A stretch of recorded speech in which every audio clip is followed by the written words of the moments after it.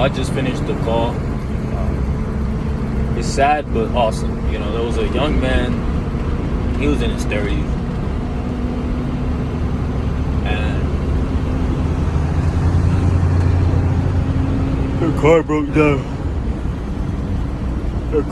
down. And he was with his mom. I'm not sure who owned the car or what. But that dynamic, that relationship just looked a little weird to me. It's awesome to see a son helping their mother at old age. My philosophy is, if I have not made it from a financial point of view where I don't have to be that guy.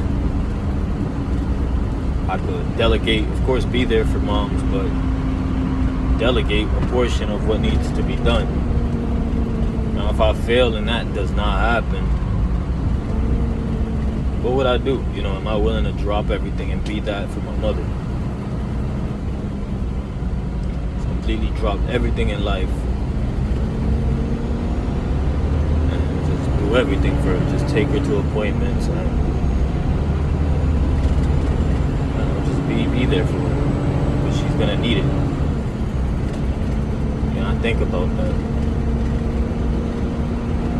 There's not many things in this world that matter. A lot of people say family is everything.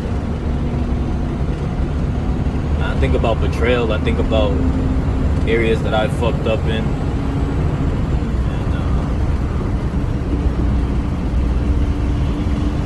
And just seeing that made me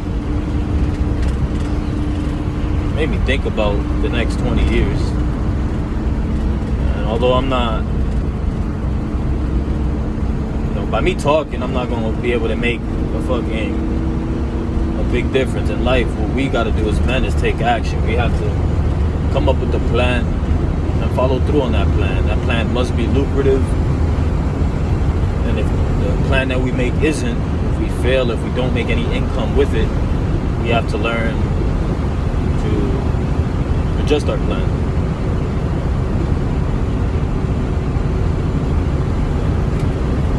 Adjust accordingly. Make it happen. I trust that my skill set is powerful enough to sustain me for the rest of my life if anything happens from an emergency point of view.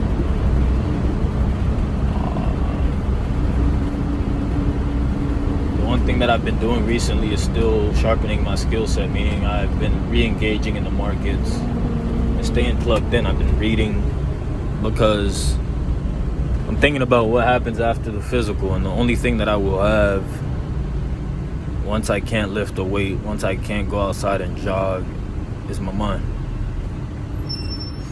So I thought of these things. I took these things into consideration and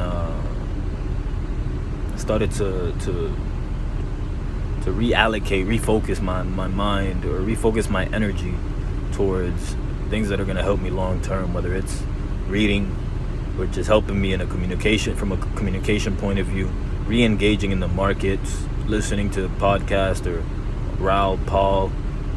He has a investment program. I'm not going through that, which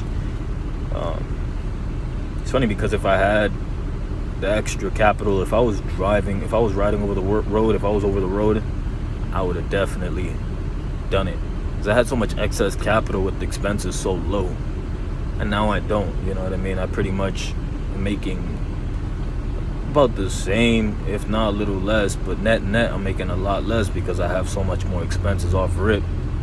I'm spending over 12, 15, probably even 1,600 on bills and everything, and immediate expenses. Food was my biggest expense in the past. Food and educating myself. I would invest into courses and programs, whether it's $97 and learning a month, learning the financial markets, or I would allocate a decent portion of my money towards the stock market, because I was okay. I had all the basic needs taken care of, and the rest was about growing, and not only growing the money, but growing my mind. I can't do that right now. I just can't. I have to be responsible with my money Because if I just throw all my money towards education and start overcommitting to programs, then something's gonna come up short, and I definitely don't want that. So doing the best I can, continuing to grow. But I'm grateful that I'm gonna call my customer quick. I'm pulling up. I want to make sure I find them. Keep growing, keep developing. Hit the link below if you want to learn how to generate passive income outside of a traditional job. I believe in you. Let's go.